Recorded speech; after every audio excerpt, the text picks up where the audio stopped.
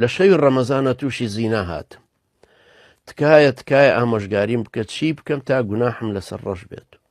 دڵم زۆر توندە، زۆر ڕۆژوو نوێژی خۆم ئەەکەم، ئێساش بەردەوامم لەسەر تاعاتی خوای گەورە.